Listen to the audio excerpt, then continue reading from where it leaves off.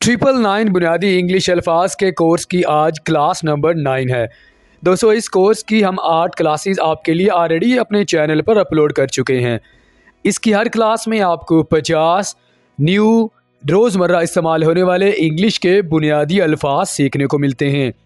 आपको ये सिखाया जाता है कि आप उन अल्फाजों को कैसे अदा कर सकते हैं बोलते वक्त, और आपको ये भी सिखाया जाता है कि आप इन अल्फाजों को सेंटेंसेस में बासानी कैसे इस्तेमाल कर सकेंगे।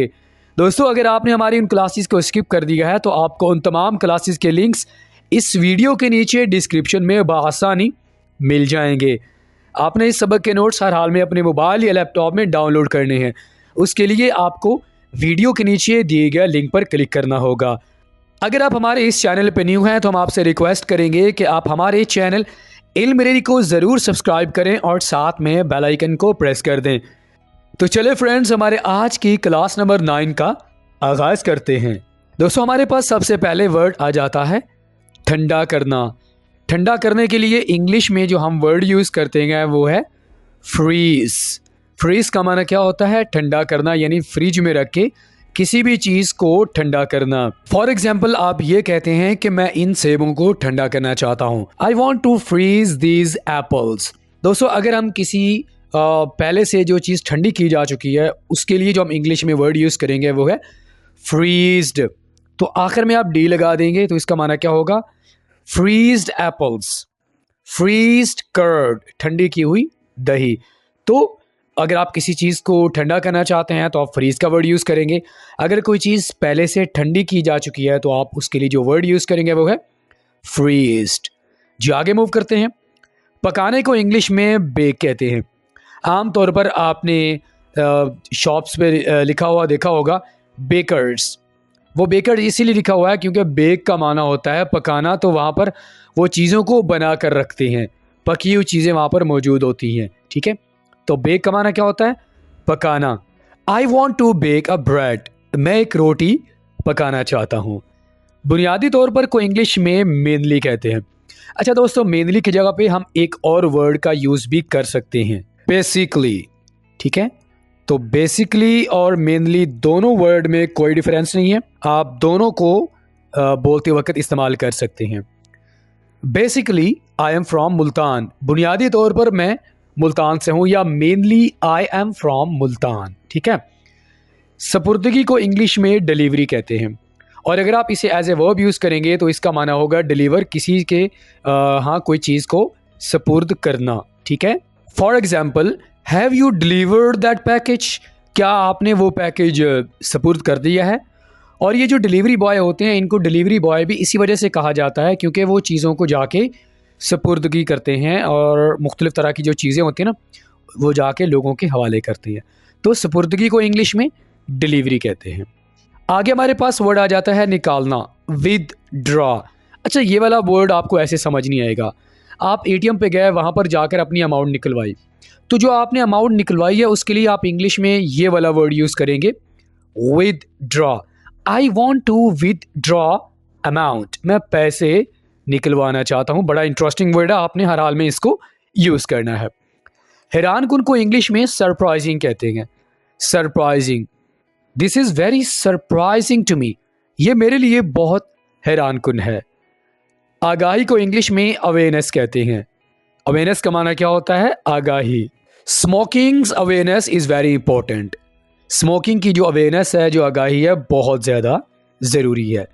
दोस्तों, कच्चे को इंग्लिश में रॉ कहते हैं। रॉ का माना क्या होता है? कच्चा। You should eat raw vegetables, आपको कच्ची सब्जियां खानी चाहिए क्योंकि वो सेहत के लिए मुफीद होती हैं। ओके, हवाई जहाज़ को इंग्लिश में एयरक्राफ्ट कहते हैं। एयरक्राफ्ट, एयरक्राफ्ट का माना क्या होता है? हवाई जहाज़। बरतरफ करना, डिसमिस, किसी को जॉब से निकाल देना। फॉर एग्जाम्पल, अगर आपका बॉस आपको जॉब से निकाल दे तो इंग्लिश में आप ये वाला वर्ड यूज़ कर सकते हैं, the boss has dismissed me from my job, boss ने मुझे मेरी जॉब से निकाल दिया, बरतरफ कर दिया। फ़ख्र को इंग्लिश में प्राइड कहते हैं। अच्छा दोस्तों, ये वो वाला फ़ख्र नहीं है जैसा कि किसी का नाम होता है, ये वाला वो फ़ख्र है जब कोई इंसान अच्छा काम करे तो आपको उस पर फ़ख्र होता है, आपको उस पर नाज होता है। तो प्राइड या प्राउड दोनों में से आप कोई भी वर्ड यूज़ कर सकते हैं, दोनों का माना बिल्कुल सेम है दोस्तों। I feel proud of you, मुझे तुम पर फ़ख्र है। तरक्की याफ्ता, एडवांस्ड। दोस्तों एडवांस का माना होता है आगे बढ़ना, तरक्की करना। अगर हम इसके आखिर में डी लगा देंगे तो हमारे पास जिसका मीनिंग होगा वो चेंज हो जाएगा।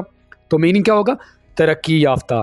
China is an advanced country, China एक तरक्की याफ्ता मुल्क है। आशिक को यानी प्यार करने वाले को इंग्लिश में लवर कहते हैं। आर यू हर लवर, क्या तुम उससे प्यार करने वाले हो या उसके आशिक हो। और लव का माना होता है किसी से प्यार करना, मोहब्बत करना।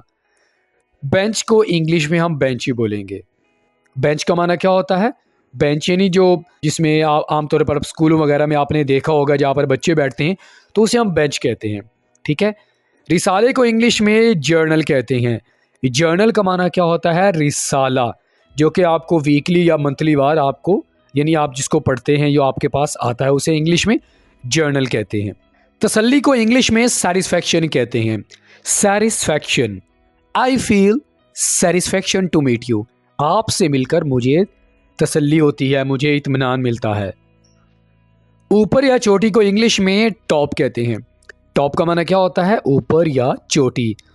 बानी, फाउंडर यानी किसी चीज़ को पैदा करने वाला, लेके आने वाला, किसी चीज़ को क्रिएट करने वाला। जैसा कि Quaid Azam is the founder of Pakistan, Quaid Azam Pakistan के बानी हैं। बाहमी को इंग्लिश में म्यूचुअल कहते हैं। जैसा कि दो लोगों का आपस में रिलेशनशिप, म्यूचुअल रिलेशनशिप, आपस में जो बाहमी ताल्लुक़ होता है उसे इंग्लिश में म्यूचुअल कहते हैं। फितरी को इंग्लिश में नेचुरली कहते हैं। नेचुरली। दूर को इंग्लिश में रिमोट कहते हैं। ये रिमोट का माना होता है दूर का इलाका। For example, I am from remote area, मैं दूर के इलाके से हूँ।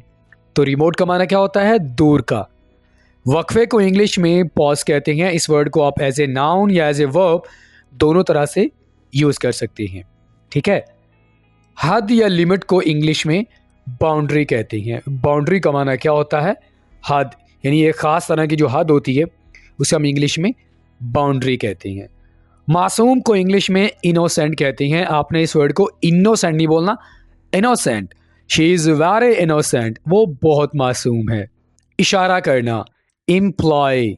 इम्प्लॉय का माना क्या होता है? इशारा करना। मुकालमे को इंग्लिश में डायलॉग कहते हैं। जो दो लोगों के दरमियान किसी भी टॉपिक पे होता है उसे इंग्लिश में डायलॉग कहते हैं। इसको डायलॉग नहीं बोलना, डायलॉग। अंदाज को इंग्लिश में मूड कहते हैं। हमारे पास दो तरह के वर्ड होते हैं, MOOD, उस मूड का माना होता है मिजाज, और MODE का माना होता है अंदाज। I have a different mood to record the video, video record करने का मेरा एक मुख्तलिफ अंदाज है। तो इस मूड का माना होता है अंदाज या तरीका। गवाही देने को इंग्लिश में टेस्टिफाई कहते हैं। टेस्टिफाई, गवाही देना। जमानत देने को इंग्लिश में गारंटी कहते हैं। इसको गारंटी नहीं बोलना, गारंटी। गारंटी, जमानत देना। शिकार करने को इंग्लिश में हंटिंग बोलते हैं। हंटिंग, हंट का माना होता है शिकार करना, और हंटिंग एक प्रोसेस होता है शिकार करने का, उसे हम इंग्लिश में हंटिंग कहते हैं और उर्दू में शिकार करना कहते हैं।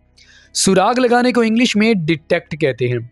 किसी भी चोरी का सुराग लगाना हो, किसी भी इस तरह के जो मशकूक काम हो उसका सुराग लगाना, उसे हम इंग्लिश में क्या बोलते हैं? डिटेक्ट। और सुराग लगाने वाले को इंग्लिश में हम बोलेंगे डिटेक्टिव, जासूस, जो कि सुराग रसां होता है, जो सुराग लगाता है किसी चीज़ का। बहाव को इंग्लिश में फ्लो कहते हैं, जैसे कि पानी का बहाव, flow of water. Flow of English speaking, English बोलने का एक बहाव होता है, एक फ्लुएंसी होती है, इसे हम इंग्लिश में फ्लो कहते हैं और उर्दू में बहाव कहते हैं। खंबे को इंग्लिश में पूल कहते हैं। हमारे पास दो तरह के वर्ड हैं, पूल, PO यानी POOL, उस पूल का माना होता है तालाब, और इस पूल का माना होता है खंबा। ठीक है। हाल ही में या नए, इसे इंग्लिश में न्यूली कहते हैं, न्यूली। इसी तरह को इंग्लिश में सिमिलरली कहते हैं। सिमिलर, सिमिलर का माना एक तरह का, और सिमिलरली ये हमारे पास एडवर्ब बन जाएगा जिसका माना होता है इसी तरह का। इसी तरह नहीं बोलेंगे, ठीक है। सजाने को इंग्लिश में डेक कहते हैं। डेक का माना क्या होता है? सजाना आप डेकोरेट का वर्ड भी यूज़ कर सकते हैं, फिर आप लगाएंगे ORATE डेकोरेट, जिसका माना क्या होगा? सजाना। ठीक है। तजवीज़ को इंग्लिश में रिकमेंडेशन कहती हैं। रिकमेंडेशन ये हमारे पास नाउन है, अगर हम इसे एज ए वर्ब यूज़ करना चाहते हैं तो हम बोलेंगे रेकमेंड, तजवीज़ करना। ठीक है। ज़िंदगी भर यानी कि पूरी ज़िंदगी, इंग्लिश में इसे कहा जाता है life time. I want it life time, मुझे पूरी ज़िंदगी के लिए चाहिए। शानदार को इंग्लिश में ट्रेमेंडस कहते हैं। ट्रेमेंडस, इस वर्ड को कैसे बोलना है? ट्रेमेंडस। इम्कान यानी किसी चीज़ के होने का जो इम्कान होता है उसे इंग्लिश में कहते हैं लाइकली। लाइकली। आम को इंग्लिश में जनरल कहते हैं। जनरल। जनरल। झगड़े को इंग्लिश में डिस्प्यूट कहते हैं। डिस्प्यूट, झगड़ा। तवाज़ुन को इंग्लिश में बैलेंस कहते हैं। बैलेंस यानी दो चीज़ों के दरमियान तवाज़ुन रखना, उनमें दोनों को बराबर रखने को इंग्लिश में बैलेंस कहते हैं। बेवकूफ़ को इंग्लिश में स्टूपिड कहते हैं।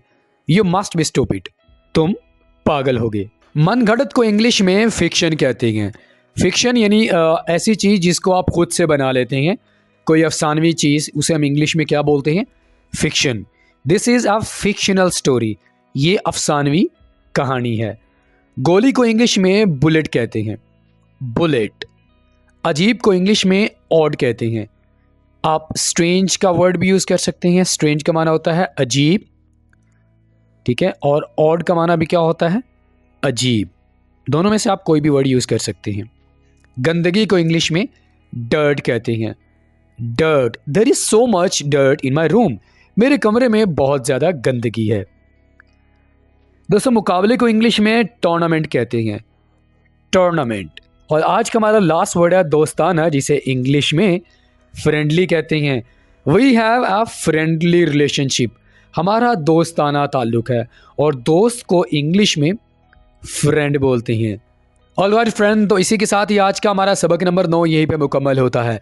फ्रेंड्स, आज के वीडियो लेसन में हमने आपको 50 आम तौर पर इस्तेमाल होने वाले इंग्लिश के न्यू अल्फाज सिखाए हैं। उनको अदा कैसे करना है, उनको अपनी डेली रूटीन में सेंटेंसेस में कैसे इस्तेमाल में लेके आना है। वीडियो लेसन आपको अच्छा लगा हो तो लाइक ज़रूर कीजिएगा, अपना फीडबैक हमें ज़रूर दीजिएगा। अगर आपने हमारे चैनल इल्म डेयरी को सब्सक्राइब नहीं किया तो हमारे चैनल को ज़रूर सब्सक्राइब करें। फ्रेंड्स, आपके साथ मुलाकात होगी नेक्स्ट किसी और लेक्चर के साथ। टिल देन, अल्लाह हाफिज़।